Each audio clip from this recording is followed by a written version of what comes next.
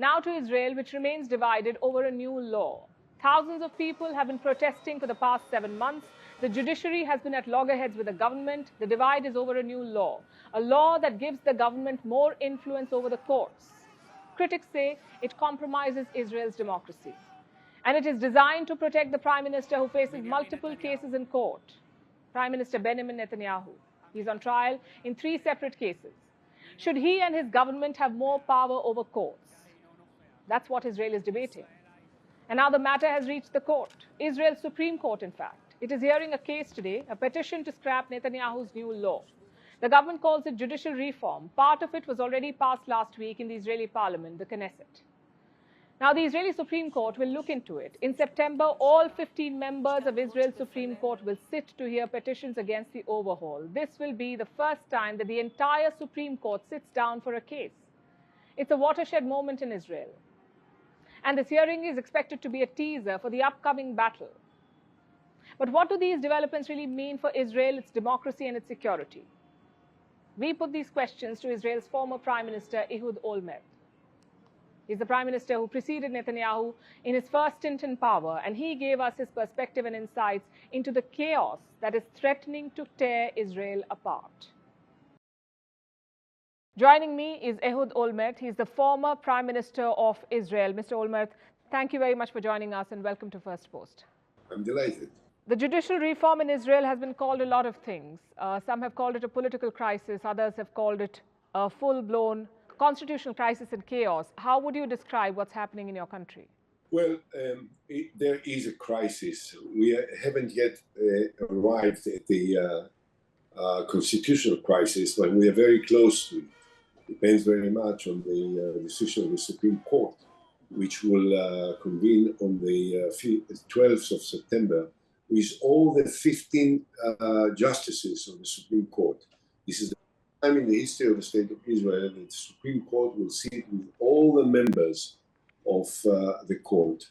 These demonstrations that are taking place almost on a daily basis and during the weekends with hundreds of thousands of protesters that are marching in the streets in the center of Tel Aviv and Jerusalem and other parts of the country.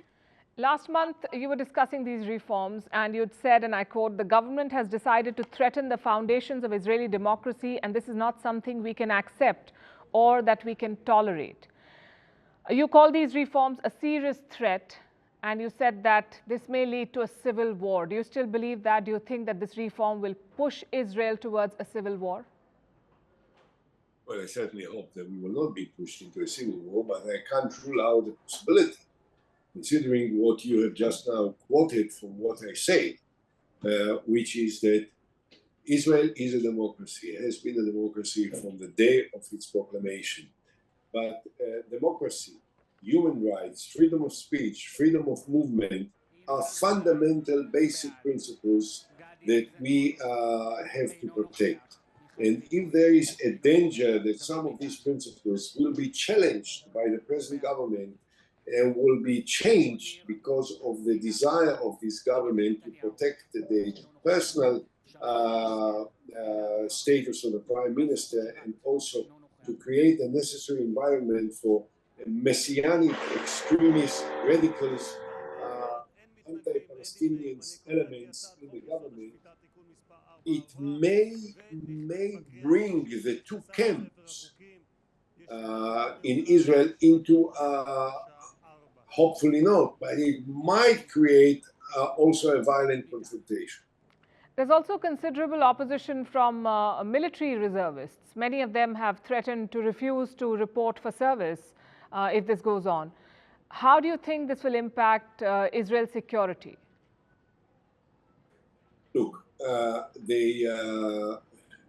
let's take it to the most extreme option. Let's assume, which I hope will never happen, that tomorrow morning Israel will be attacked by the Hezbollah in the north, by the Iranians, by others, I don't know. You can be certain that all the Israeli reservists, the pilots, the cyber fighters, the intelligence soldiers, the soldiers of the special commanding units, all will join in to fight in order to defend the state of Israel. However, the fact that so many of the combat pilots of the Israeli Air Force, which I think, by the way, being former Prime Minister, but being in charge of all the Israeli military and security for years, I can tell you the Israeli Air Force is by far the best, the most efficient Air Force in the world. When hundreds of the Israeli Air Force combat pilots that are still serving on a regular basis as volunteers, they say, we don't want to volunteer anymore because we are not prepared to fight in order to defend a country which is not democratic. This is a major event in the life of our country. This has never happened before. Do you see a role for the international community in what's happening in your country? Some of your closest allies, including the United States, have been very public and very vocal in their criticism of what's happening.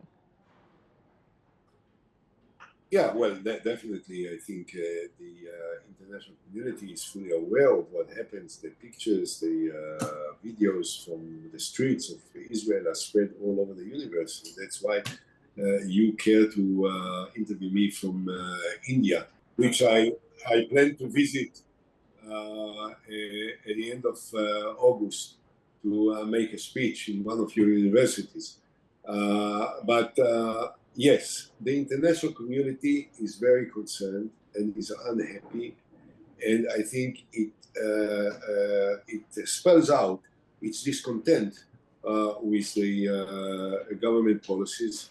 But I must say that I'm not certain that it's enough. And I say it, and I don't retract, I repeat. I called President Biden, whom I know personally very well, and we used to work together in former times before he was president. I called the United States to reassess its relations with the state of Israel and to make its concerns a lot more explicit and focused on what Israel is doing, because the basis of the relations between our two countries, the United States and Israel, mostly the United States and Israel, but also others, is the common values of democracy, of integrity, of tolerance, of all these basic ingredients that characterize democracy. And if Israel appears to stay away from some of it, then the United States should caution the Israeli government in the most explicit and focused manner that it will bear serious consequences for matters which are of great importance to the state of Israel. Yes, if you ask me, then I can say, I appeal to President Biden, help Israel to save itself from itself. Mr. Olmert, thank you very much for joining us with this. We hope you have a good visit to India, and we hope to have a conversation with you very soon when things have settled down and this crisis has been resolved in your country. Thank you again. Thank you very much for your patience. Thank you.